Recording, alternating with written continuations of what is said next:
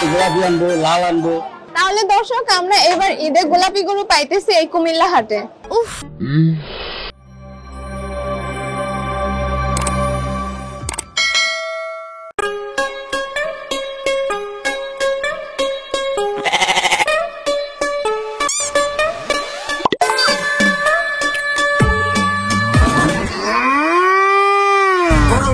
বেশি কিনে পারে বানা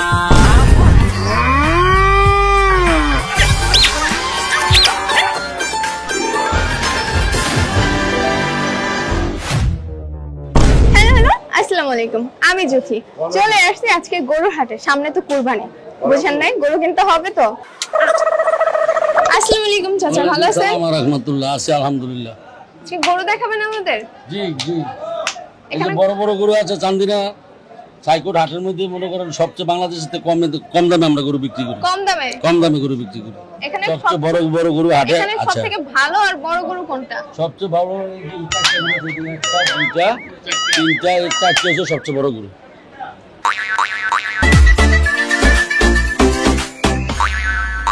আরো বড় বড় গরু কালেকশন করব ঈদের আগে। আমরা আনবো আরো কালারিং গরু আছে, লাল আছে, সাদা আছে। আরো বড় বড় গরু আমরা কালারিং গরু কালেকশন করার চেষ্টা করব।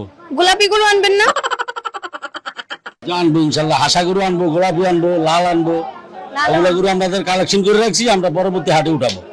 তাহলে দর্শক আমরা এবার ঈদে গোলাপি গরু পাইতেছি এই কুমিল্লা হাটে। উফ জি, কুমিল্লা চান্দিনা হাটে পাইতেছেন। চাঁদের হাটে। তো চাচা আপনার জন্য কিছু প্রশ্ন রয়েছে, হ্যাঁ? প্রশ্নের উত্তরগুলো দিবেন। জি বলেন। আপনারা কেন প্রিয় মানুষকে গরু বলে ডাকেন? প্রিয় মানুষকে গরু বলে, গরু আমাদের জন্য আল্লাহ হালাল করে দিয়েছে। আমরা এটা কুরবানির জন্য, এই জন্য আমরা এটা গরু বলে ডাকি। জিনিয়াস।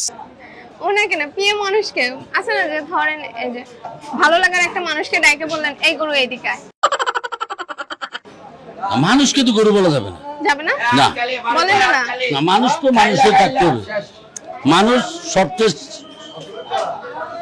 শ্রেষ্ঠ, সৃষ্টির শ্রেষ্ঠ হলো মানুষ।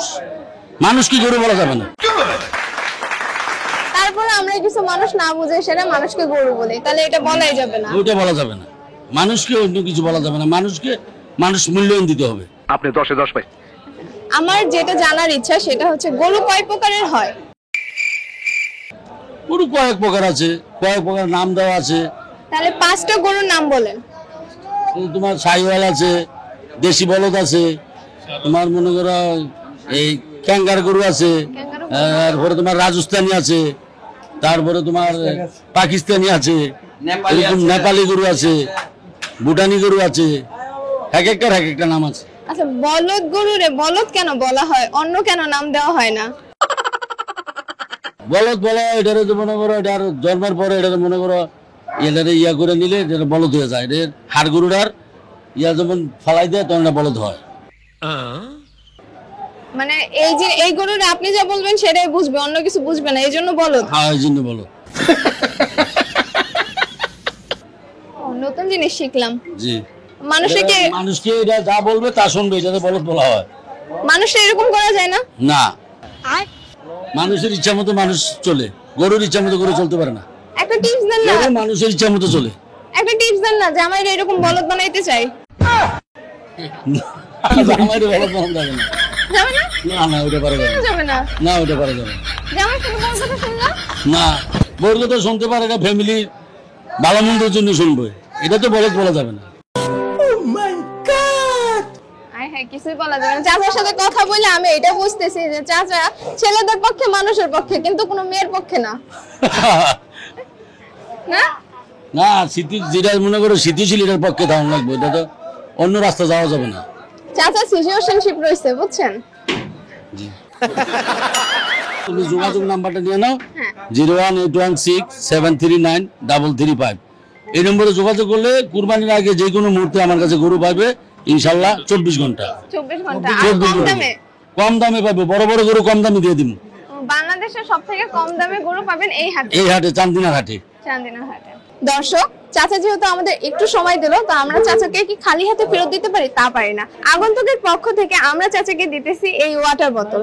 গরমের ভিতরে পানি খাইতে হবে বেশি বেশি, আর এই বোতলটা খুবই কাজে লাগবে। ধন্যবাদ ধন্যবাদ। ধন্যবাদ ভালো করে বলেন। ধন্যবাদ। একটা গরু গিফট করে বলেন না। গরু তো আর গিফট করা যাবে না, তুমি এটা পানি খাওয়ার জন্য দিছো, আমার আমাদের গরু গিফট করা যাবে না। এটা তোমাকে ধন্যবাদ দিছি, এটাও সবচেয়ে ভালো। আচ্ছা সমস্যা নাই, আমরা আরেকজনের কাছে গরু গিফট নিব, দেখি কে আমাকে আজকে গরু দেয়। চলেন দর্শক, আমরা পরবর্তী কারোর কাছে যাই, পরবর্তী মজার প্রশ্নগুলো নিয়ে নেই। চলেন।